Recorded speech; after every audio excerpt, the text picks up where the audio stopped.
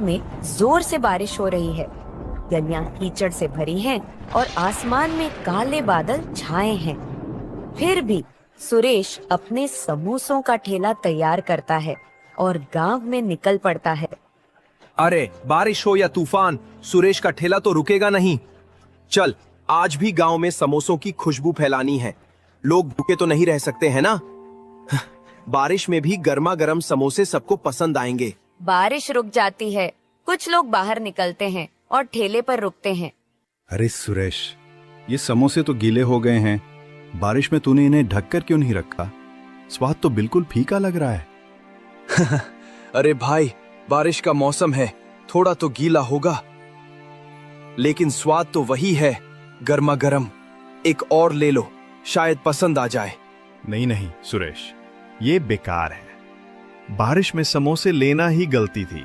अगली बार सूखे और कुरकुरे समोसे लाना, तब बात बनेगी। लगता है आज का दिन मुश्किल है, लेकिन हिम्मत नहीं हारनी। ठीक है भाई, कल और बेहतर समोसे लाऊंगा, जरूर आजमाना। सुरेश दिन भर मेहनत करता है, लेकिन किसी को उसके समोसे पसंद नहीं आते। बारिश की वजह से समोसे कम बिकते हैं। वह थककर और निराश होकर घर की ओर लौटता है।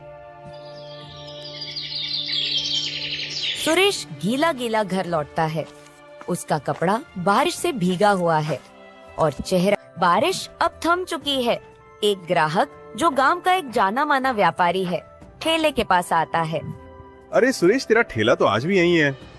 मैंने सुना था कि कल तेरे समोसे गीले हो गए थे, लेकिन आज तो मौसम पूरा ठीक लग रहा है। चल 2 समोसे दे दे, भूख जोरों की लगी है।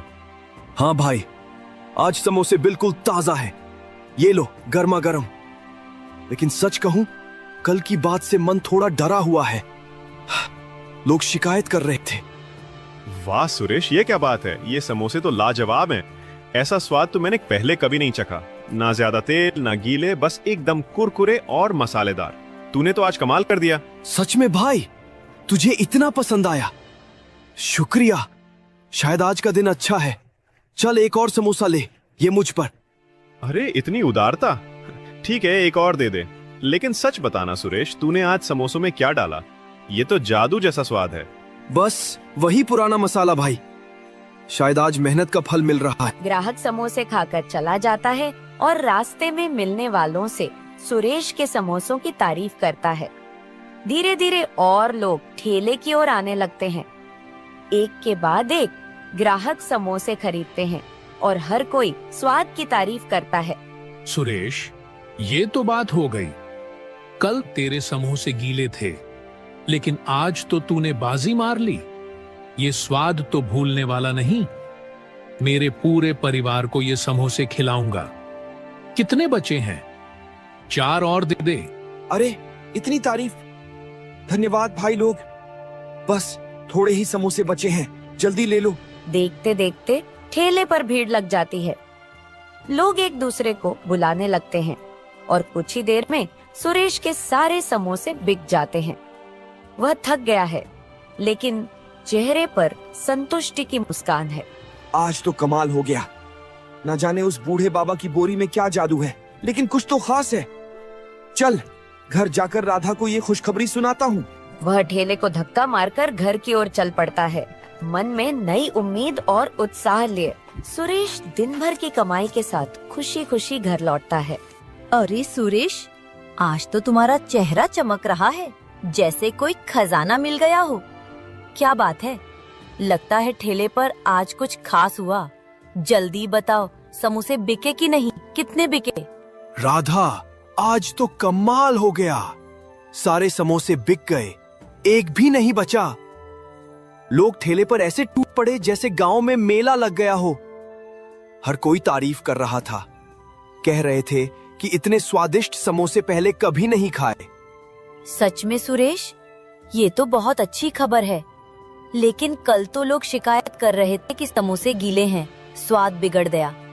आज अचानक ये बदलाव कैसे हुआ? कुछ तो खास बात है, बताओ ना। हाँ राधा, मुझे भी समझ में नहीं आ रहा। आज एक बूढ़े बाबा आए थे, बहुत भूखे लग रहे थे। मैंने उन्हें मुफ्त में समोसा दे दिया। फिर उन्होंने मुझे एक बोरी दी ताकि बारिश में समोसे गीले न हो। बस उस बोरी से समोसों को ढका और फिर लोग आने लगे। एक के बाद एक सब तारीफ करते गए। अरे सुरेश, तुमने बूढ़े बाबा को मुफ्त में समोसा दिया। ये तो तुम्हारी अच्छाई का फल है। देखा, अच्छा काम करने से हमेशा अच्छा ही होता है। वो बोरी तो बस एक बहाना था। तुम उसका ज्यादा जिक्र मत करो। अपनी मेहनत और दिलेरी पर ध्यान दो, वही तुम्हें आगे ले जाएगी। हाँ राधा, शायद तुम सही कह रही हो। बाबा की दुआ और मेरी मेहनत ने आज रंग दिखाया। चलो अब खाना खाते हैं। आज का दिन तो यादगार रहा। हाँ, और कल भी ऐसे ही मेहनत करना सुरेश। मुझे यकीन है तुम्हारा ठेला अब रोज ऐसे ही चमकेगा। सुरेश और राधा खुशी से खाना खाते हैं। घर में उदासी की जगह अब हंसी और उम्मीद का माहौल है। कुछ दिन बाद बारिश का मौसम फिर से लौट आता है। सुरेश अपने ठेले को तैयार करता है। वह बाजार से एक चमकीली छतरी खरीद लाता है और उसे ठेले पर मजबूती से लगाता है। वह ठेले को धक्का मारकर गांव की गलियों में निकल पड़ता है। उसका जोश देखकर कुछ लोग ठेले की ओर आकर्षित होते हैं, लेकिन समोसे खाने के बाद उनकी प्रतिक्रिया पहले जैसी नहीं होती। अरे सुरेश, ये क्या बात है? ये समोसे तो पहले जैसे स्वादिष्ट नहीं है। पहले तो तेरे समोसे खाते ही मन खुश हो जाता था। ऐसा जादुई स्वाद था। आज कुछ कमी सी लग रही है। तूने मसाला तो वही डाला ना? अरे भाई, मैंने तो वही पुराना मसाला डाला है जो हमेशा डालता हूँ। तेल भी ताजा, आटा भी वही। ये नई छतरी लगाई है ताकि समोसे गीले ना हो। फिर भी समझ नहीं आ रहा, तुम्हें स्वाद में क्या कमी लगी? पता नहीं सुरेश, लेकिन वो पुराना जादू आज नहीं है। शायद बारिश का असर है या कुछ और। अगली बार पहले जैसे समोसे लाना, तभी आएंगे। सुरेश, ये तो निराशा हो गई। मैं तो सुना था कि तेरे समोसे अब पूरे गांव में मशहूर हो गए हैं, लेकिन आज तो ये बस ठीक ठाक है। पहले तो एक समोसा खाने के बाद दूसरा मांगने का मन करता था। आज क्या हो गया? अरे भाई, मुझे भी समझ नहीं आ रहा। मैंने तो सारी मेहनत की, वही मसाले, वही तरीका। शायद बारिश की वजह से कुछ गड़बड़ हो गई। ये नई छतरी तो अच्छी है, फिर भी लोग शिकायत क्यों कर रहे हैं? तुम बताओ क्या कमी है? बस वो बात नहीं है सुरेश। अगली बार पहले जैसे समोसे लाना, फिर देखते हैं। दिन बीतता है और ठेले पर भीड़ नहीं लगती। सुरेश के ज्यादातर समोसे बिकते नहीं और वह परेशान हो जाता है। वह चौराहे पर ठेला रोककर सोच में डूब जाता है। ये क्या हो गया? छतरी तो बढ़िया है, समोसे गीले भी नहीं हुए, फिर लोग शिकायत क्यों कर रहे हैं? हाँ, पिछले कई दिन सब कुछ ठीक चल रहा था, लोग तारीफ कर रहे थे। आज अचानक ये क्या हो गया? वो गहरी सोच में पड़ जाता है और उसे उस बूढ़े बाबा की बोरी याद आती है। पिछले कई दिन उस बोरी को लगाने से समोसे खूब बिक रहे थे और लोग तारीफ करते नहीं थक रहे थे। आज छतरी लगाई और सब बिगड़ गया। शायद उस बोरी में कुछ खास बात है। नहीं नहीं, ये तो बस एक बोरी है, लेकिन फिर भी कुछ तो गड़बड़ है। कल फिर से बोरी लगाऊंगा, देखता हूं क्या फर्क पड़ता है। अगर लोग फिर से तारीफ करने लगे तो समझ लूंगा कि कुछ तो बात है। सुरेश तुरंत घर लौटता है, छतरी को हटाता है और फिर से उस बूढ़े बाबा की बोरी को ठेले पर लगाने का फैसला करता है। सुरेश बूढ़े बाबा की बोरी ठेले पर लगाता है। छतरी हटाकर वह ठेला लेकर गांव की गलियों में निकलता है।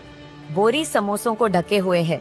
चौराहे पर ठेला रुकते ही एक ग्राहक आता है, समोसा खाता है और तारीफ करता है। खबर फैलती है और ठेले पर भीड़ लग जाती है। लोग समोसों की तारीफ करते हैं और जल्दी सारे समोसे बिक जाते हैं। सुरेश थका हुआ लेकिन खुश है। ठेला समेटते समय वह बोरी को देखता है और समझ जाता है कि इसमें कोई खास शक्ति है। वह बोरी को संभाल कर रखता है और खुशी खुशी घर की ओर चल पड़ता है। वह घर के बाहर एक चारपाई पर बैठकर थोड़ा आराम कर रहा है। तभी उसका दोस्त राजू उसके पास आता है। सुरेश भाई, थोड़ा वक्त है? मुझे तुमसे कुछ बात करनी है। अरे राजू, बैठ। क्या बात है? चेहरा तो ऐसा लग रहा है जैसे कोई बड़ी मुसीबत आ गई हो। बता, क्या हुआ? सुरेश भाई, सच कहूं तो मैं बहुत परेशान हूं। कई दिनों से कोई काम नहीं मिल रहा, बाजार में कोई दुकानदार मुझे रखने को तैयार नहीं, घर का खर्चा चलाना मुश्किल हो गया है। सोचा तुमसे बात करूं, शायद तुम अपने ठेले पर मुझे रख लो, थोड़ा बहुत हाथ बटा दूंगा, कुछ काम कर लूंगा। राजू, मैं तुम्हारी परेशानी समझता हूँ, लेकिन सच कहूँ मेरे ठेले पर अभी इतना काम नहीं है कि किसी को रख सकूं। मैं और राधा मिलकर सब संभाल लेते हैं। तुम तो जानते हो ठेला छोटा सा है और अभी तो बस किसी तरह गुजारा चल रहा है। समझा भाई। फिर भी सोचा था शायद तुम कुछ मदद कर सको। कोई बात नहीं, मैं कुछ और देखता हूँ। अरे राजू, टेंशन मत ले, तू मेहनती है, तुझे जल्दी ही कुछ काम मिल जाएगा। बस हिम्मत रख और गांव में इधर उधर पूछता रह, कुछ न कुछ जरूर निकलेगा। राजू चुपचाप सिर हिलाता है और निराश होकर चला जाता है। सुरेश उसे जाते हुए देखता है और उसके मन में राजू की परेशानी के लिए थोड़ा दुख होता है, लेकिन वह अपने ठेले के काम में व्यस्त है। राजू अपने घर लौटता है और अपनी पत्नी से बात करता है। सुरेश ने मुझे काम देने से मना कर दिया। कहता है ठेले पे इतना काम नहीं है, लेकिन मैंने देखा है कभी उसके समोसे बेकार हो जाते हैं और कभी एकदम से इतने स्वादिष्ट कि सारा गांव तारीफ करता है। अब तो उसका ठेला रोज चल रहा है, पता नहीं वो क्या जादू करता है। मुझे तो लगता है उसमें कुछ राज है। सच में? फिर तो तुझे पता लगाना चाहिए राजू। शायद उसने कोई खास तरीका ढूंढ लिया है। तू उसका पीछा कर, देख क्या माजरा है। राजू के मन में शक और लालच जागता है। वह सुरेश के ठेले के रहस्य को जानने का फैसला करता है और उस रात वह सुरेश के घर के बाहर चुपके से खड़ा हो जाता है, यह सुनने के लिए कि सुरेश और राधा क्या बात करते हैं। वह उन दोनों की सारी बातें सुन लेता है और अगले दिन सुबह जब सुरेश अपना ठेला तैयार कर रहा था, राजू जबी बोरी को चोरी कर लेता है। राजू अपने घर पहुंच चुका है, बोरी को जमीन पर रखता है। उसकी पत्नी भी वहाँ है। अब देख क्या कमाल दिखाता हूँ। ये वही बोरी है जो सुरेश को अमीर बना रही है। बोरी बोरी आटा निकाल। कोई जवाब नहीं आता, बोरी शांत पड़ी है। बोरी बोरी सोना निकाल। अरे कैसी बोरी है ये? कुछ भी तो नहीं कर रही, एक पत्थर तक नहीं निकाल सकती, सोना तो दूर की बात। तभी बोरी से ढेर सारे पत्थर निकलते हैं और दोनों पर गिर जाते हैं। दोनों पत्थरों में दबे पड़े हैं।